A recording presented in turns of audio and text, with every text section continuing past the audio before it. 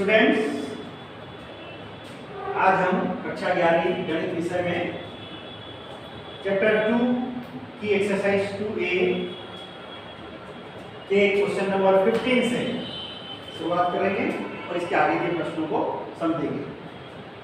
Question number 15 में A एक समुच्चय और B दूसरा समुच्चय में दिया गया है। इसमें A गुणा B व B गुणा A ज्ञात करना है और साथ में A गुणा A का ज्यामितीय निरूपण भी करना है।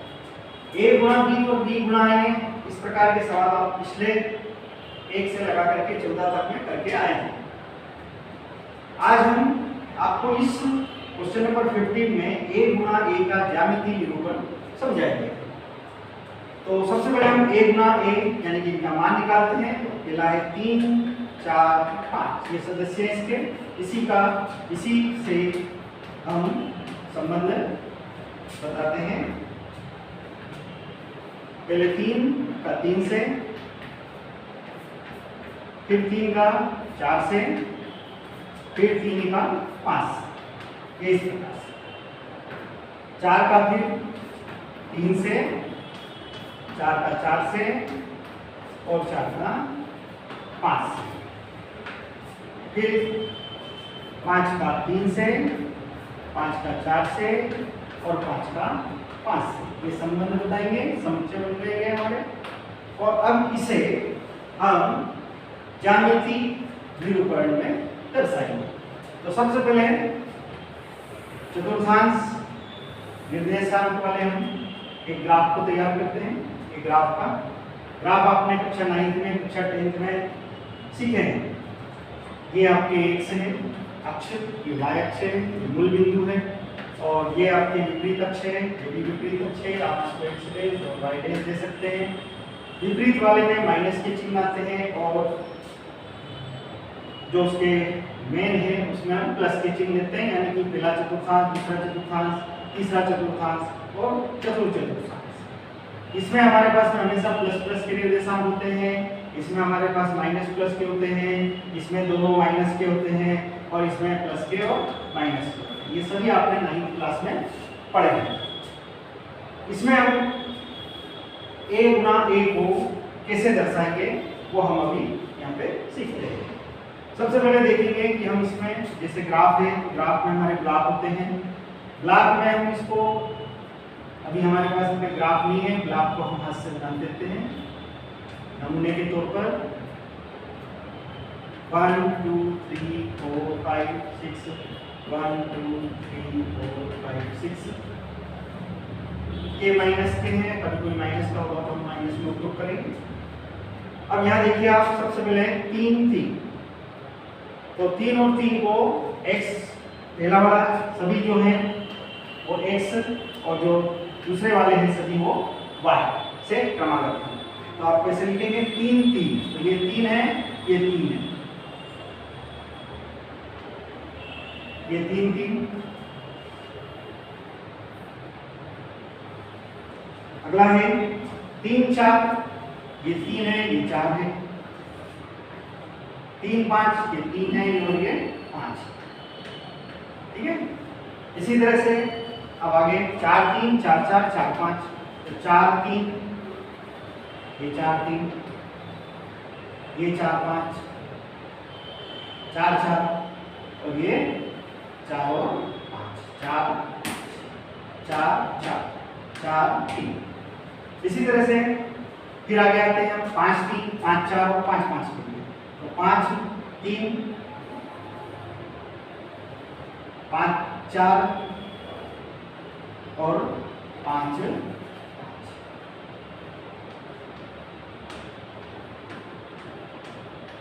ये इस प्रकार से ज्यामितीय निरूपण A गुणा A का होता है। ऐसे कोई भी अगर पूछा जाए, जैसे B गुणा B का पूछा तो आप B गुणा B का भी कर सकते हैं। इसी तरह से A गुणा B का पूछे तो A गुणा B का भी इस प्रकार से किया जा सकता है, ठीक है। अब आते हैं क्वेश्चन नंबर 16 पर।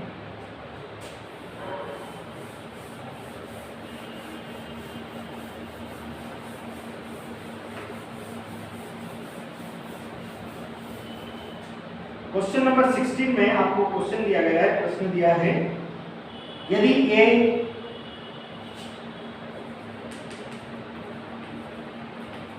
ए बराबर A B belong to 2a plus b A B, जहां 2a plus b is equal to 5। साथ में a और b बिलोंग टू है इससे a से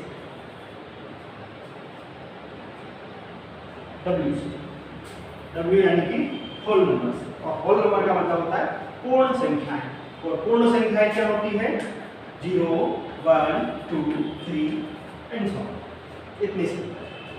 इसको हम कौन से बोलते हैं w बोलते हैं। अब हमें इसमें a और b जहां 2a प्लस b बराबर 5 है और जो a b है वो बिलोंग कर रही है इससे होल नंबर से, होल नंबर यानी कि पूर्ण संख्याओं से। तो हमें ऐसे मान निकालना है कि जो 2a प्लस b में रखे तो हमारे पास ये 5 की वैल्यू के बराबर मान आए। ठीक है, तो हम मान रखते हैं और आगे हल करते हैं। जो कि a और b बिलोंग टू किससे है होल नंबर से, इसलिए अब की बार हम a बराबर 0 रख के देखते हैं। इसमें 2a प्लस b बराबर 5 में a बराबर 0 रखने पर 2a प्लस b बराबर 5, a की जगह 0 रख देंगे। 0 प्लस b, तो b का मान आ रहा है 5। ठीक है, इसी तरह से अब की बार a का मान हम 1 रखेंगे।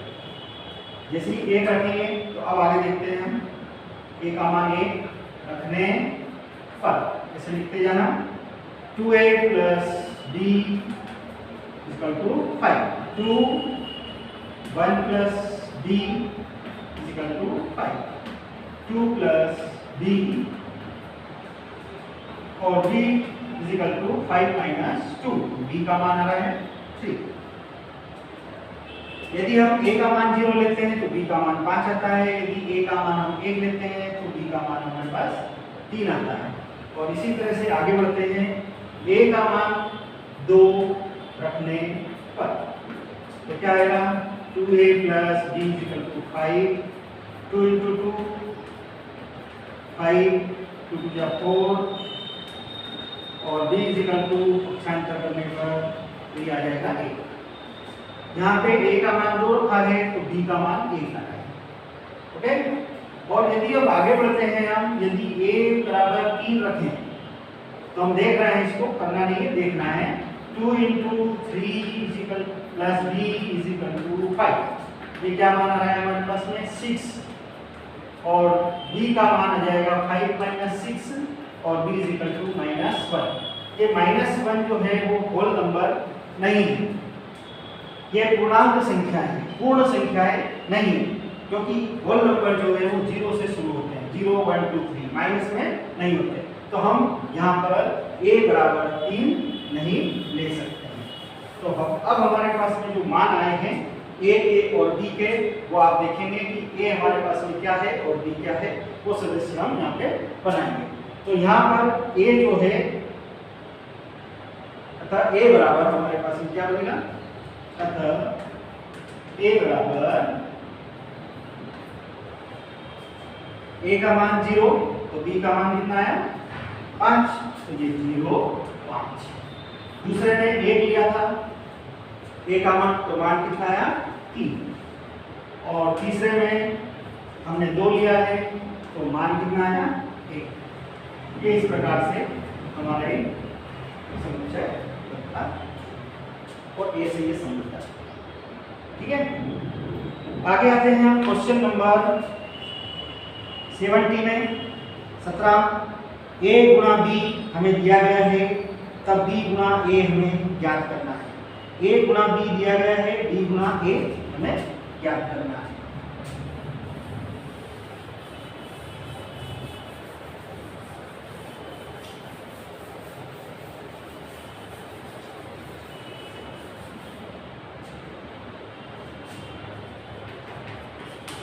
a गुणा b हमें दिए गए हैं और वो है 1a 1b 1c और उसके बाद में 2a 2b और 2c, 2a 2b 2c, ये हमें a गुणा b का। तो हमें याद करना है, तो b गुणा a ज्ञात करो, मालूम करो, ठीक है। तो सबसे पहले b गुणा a निकालने के लिए हमें b और a के वैल्यू मालूम होना चाहिए, साइन ये समुच्चय मालूम होना चाहिए। तो उसके लिए हम क्या करेंगे, सबसे पहले इनमें जो हमारा शुरू में जो संबंध बताया उसके हिसाब से हम करेंगे कि जो a है, जो पहले सदस्य है वो सभी a के हैं, और जो b है वो दूसरे वाले जो सदस्य हैं वो सब b के हैं। तो इसलिए हम लिखेंगे a गुणा b में से a बराबर 1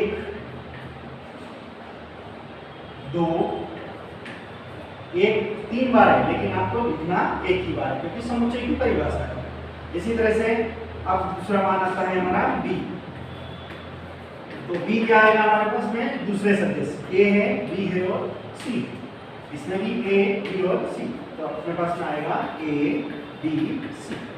क्या है, अब हमें याद क्या करना है, b गुणा है, तो b गुणा a बराबर ये b है, ये है, तो पहले a का इन दोनों में, फिर b का दोनों में और c का फिर दोनों में संबंध बताया।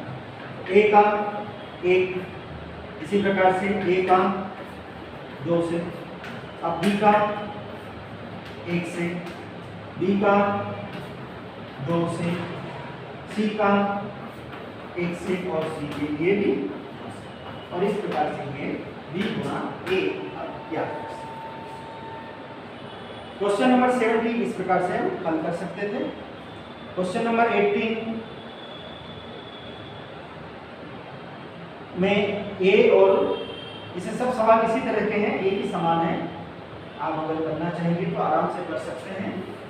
क्वेश्चन नंबर 18 में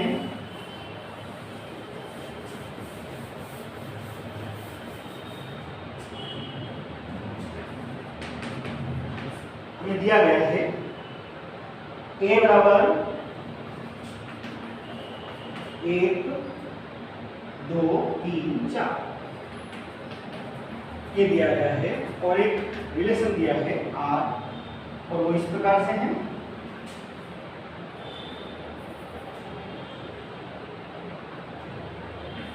a b,